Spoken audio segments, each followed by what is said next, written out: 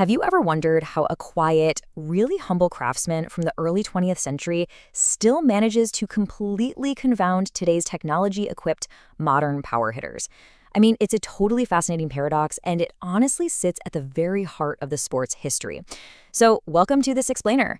Today, we're diving deep into the life, the vision, and the unmatched work of the legendary Donald Ross, a man whose masterpieces absolutely continue to define what timeless golf architecture is all about. I want you to listen to this guiding principle for a second. A truly great golf course reveals its brilliance slowly. Every round teaches something new. That single thought perfectly sets the elegant, patient tone of Ross's whole architectural philosophy. He fundamentally believed in courses that unfold and educate you, rather than just overwhelming you right off the tee. If you're the kind of focused learner who really appreciates genuine mastery and design that stands the test of time, you are going to love this journey. Okay, here's our scorecard for today's explainer. We're going to start with the American golf craftsman, then take a tour through his masterpieces of the landscape, unpack the genius of rooting, study his famous greens that educate, and wrap it all up with his timeless legacy. Let's kick things off with Section 1, the American Golf Craftsman, covering 1872 to 1948. To really get the courses, we have to look at the man himself, and the era where he became the premier architect that clubs were literally begging to hire. Just think about this staggering number for a second. 400. That represents the massive, almost unbelievable scale of golf courses Donald Ross designed or remodeled across North America. He was building American masterpieces on an industrial scale, yet he somehow managed to do it with this incredibly exact artisan's touch.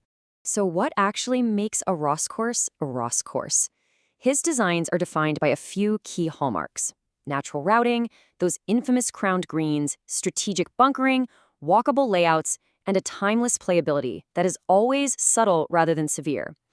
These features were his signature quiet confidence. You see, he never chased passing trends. Instead, he just trusted the land. His greatest courses feel almost effortless because absolutely nothing is forced. The fairways just naturally follow the terrain, and the greens seem to settle right into the landscape. Moving right along to Section 2, Masterpieces of the Landscape. Let's take a really quick rapid-fire tour through a gallery of his most famous creations to see how these hallmarks actually come to life. First up, we've got Pinehurst No. 2.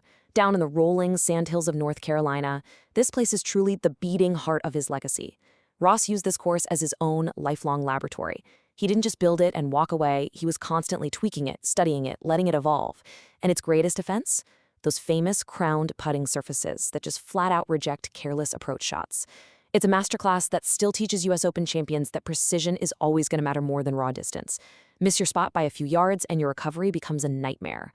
Now, hop up to Detroit, nestled among these massive mature trees, and we have Oakland Hills South Course.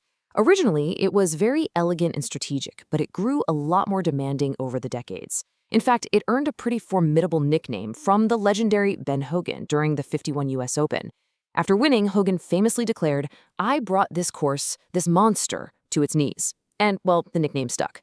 Ross never really intended for it to be brutal, but it proves just how demanding a thoughtfully strategic golf course becomes under the intense pressure of a major championship.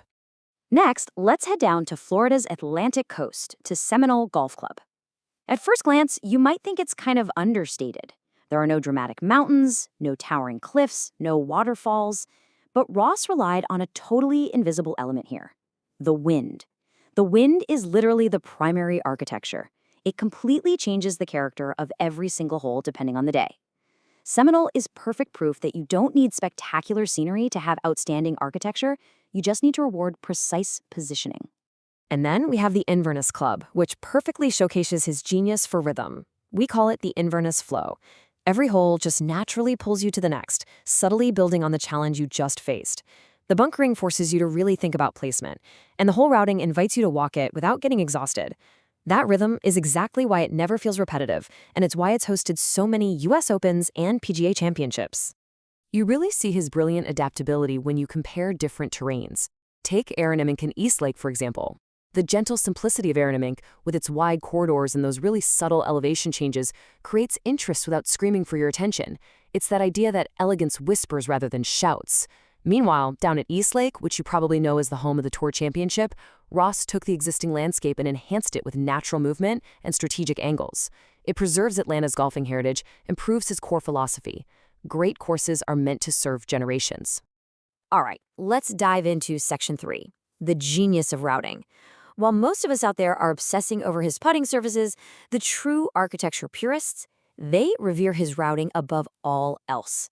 Ross had this extraordinary gift for what we call the walkable journey. Coming from Scotland, he fundamentally believed golf was meant to be enjoyed on foot. So he made sure the walks between a green and the next tee were short. He was constantly shifting directions so you'd face different winds. He made sure no hole felt like it was just sitting out there isolated. The whole course unfolds naturally, step by step, exactly like a carefully written story. Which brings us to Section 4, greens that educate. If you ask an experienced golfer what they remember most after playing a Ross course, they almost always get this knowing smile on their face and say, the greens. See, Ross didn't need tricked-up hazards or excessive difficulty. The reality of a Ross green is that it has this super gentle initial appearance. It totally lulls you into a false sense of security. But then, reality hits. It swiftly punishes an approach shot that's even slightly off. It demands the most delicate chips imaginable, and it leaves you staring down incredibly slippery downhill putts. That quiet complexity, where every single tiny contour dictates your shot, that trust and subtlety over severity, is exactly why his greens are legendary. And finally, Section 5, a timeless legacy.